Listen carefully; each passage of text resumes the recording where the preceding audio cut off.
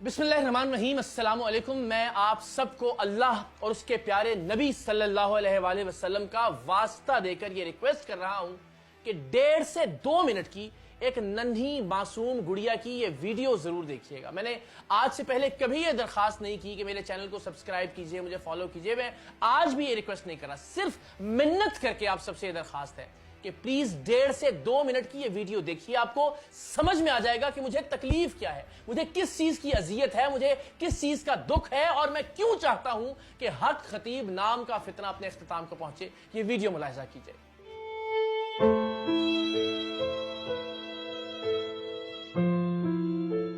अस्सलाम वालेकुम, मेरा नाम एहसन नकवी, इस्लामाबाद से मेरा ताल्लुक है। मेरी आज से 2 साल पहले मेरी बेटी पैदा हुई जिसका नाम बाली सकीना था।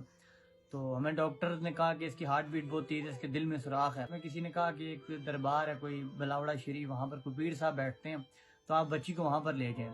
वहाँ पर मैं गया, पूरी रात हम बैठे रहे। जब मेरा नंबर आया बहुत मुश्किलों से, तो पहले उन्होंने मुझसे पूछा कि आप क्या करते हैं। तो मैंने बताया कि मेरा अपना ऑफिस है, मैं ट्रैवल एजेंट, हम उम्रे का काम करते हैं, हमारा अपना ऑफिस है। किसी को उतना प्रोटोकॉल नहीं दिया गया जो हमें दिया गया। उन्होंने कहा कि आपने इस बच्ची को मेडिसिन नहीं देनी।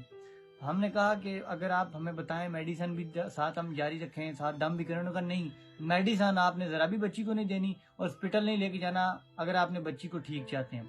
हम बच्ची को एक बार लेके गए, उसके बाद हम दूसरी बार लेके गए, वो इसी तरह करते थे जो उनका था। 3 बार हम बच्ची को लेके गए और हमारी बच्ची की तबीयत मजीद बिगड़ती रही।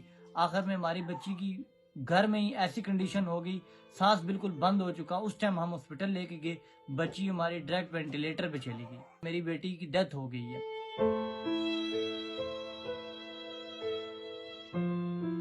बिल्कुल फ्रॉड है, धोखा है, बिल्कुल कुछ भी नहीं होता। और ये खत्म नबूवत पे इन्होंने हमें भी ऐसे ही कहा था, क्योंकि हम सैयद हैं तो हम तो नबी पाक का भी, हम भी कोई अगर नाम भी ले तो हम यकीन कर लेते हैं। पर हमें तो नहीं पता था, हमारी बच्ची बीमार थी इतनी और उन्होंने हमारे साथ ऐसा किया। लेकिन अब उसकी डेथ होगी। 1 लाख से शायद मेरा खर्चा आया, लेकिन पैसों की बात नहीं है। काश कि अगर मैं उस टाइम डॉक्टर के पास बच्ची को ले जाता, मैं इनकी बातों में ना आता, तो मेरी बच्ची आज जिंदा होती।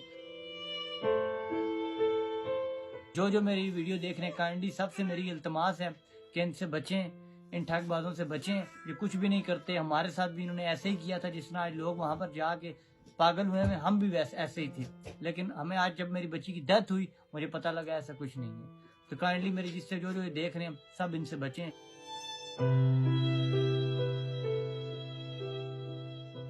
तो जनाब, आपने देखा कि एक नन्ही मासूम गुड़िया जिसको अजियत में मुब्तला करके मार दिया इस दरिंदे ने, इस भेड़िए ने, उस मासूम की जिंदगी बचाई जा सकती थी अगर उसका बाकायदा इलाज करवाया जाता।